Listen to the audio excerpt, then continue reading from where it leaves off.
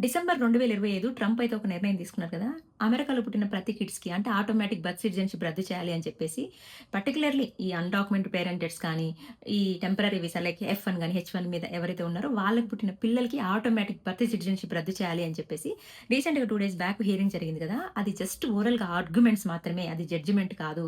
మనకి నెక్స్ట్ జూన్‌లో వచ్చేది ఫైనల్ జడ్జిమెంట్ అని చెప్పేసి. ఎందుకంటే జడ్జిలు అంటే సుప్రీం కోర్ట్ దాకా ఎళ్ళింది కదా! సుప్రీం కోర్ట్ జడ్జిలైతే ఈ విషయం పైన అంటే సందేహంగా ఉన్నట్టు అనిపించారనమాట. స్పెక్టికల్‌గా ఉన్నట్టు అనిపించిందనమాట. 2 వైపుల చర్చలైతే విన్నారనమాట. గవర్నమెంట్ వర్సెస్ ఛాలెంజర్స్ అని చెప్పి జడ్జిలు చాలా ప్రశ్నలు అడిగారనమాట. ఫైనల్‌గా హియరింగ్ అయితే ఇవ్వలేదనమాట. ఇప్పుడు నెక్స్ట్ ఏం జరగబోతదంటే గనక జస్టిస్ ప్రైవేట్ డెలిబరేషన్స్‌కి పంపిస్తారు. అక్కడ ఇంటర్నల్‌గా డిస్కస్ చేస్తారు. నెక్స్ట్ ఓటింగ్ పెడతారు. డెసిషన్ డ్రాప్ చేస్తారు. ఇప్పుడు ఏదైతే నెక్స్ట్ జూన్‌లో మనకి హియరింగ్ వస్తది కదా! అప్పుడు ఏదైతే ఒక డెసిషన్ తీసుకుంటారో కదా! అది ఫైనల్ డెసిషన్‌గా డిక్లేర్ చేస్తారు అని చెప్పేసి. జూన్‌లో వచ్చే డెసిషన్ ఎలా ఉంటదో ఏమో అనేసి. అంటే ఇంక మీద అమెరికాలో పుట్టే పిల్లలకి అంటే లైక్ ఈ టెంపరరీ వీసా హెచ్-1, ఎఫ్-1 మీద ఉన్న వాళ్ళకి పుట్టిన పిల్లలకి బర్త్ సిటిజన్‌షిప్ ఉంటదా? ఉండబోతదా? అని చెప్పేసి జూన్‌లో వచ్చే రిజల్ట్ కోసమైతే మనం వెయిట్ చేయాలన్నమాట.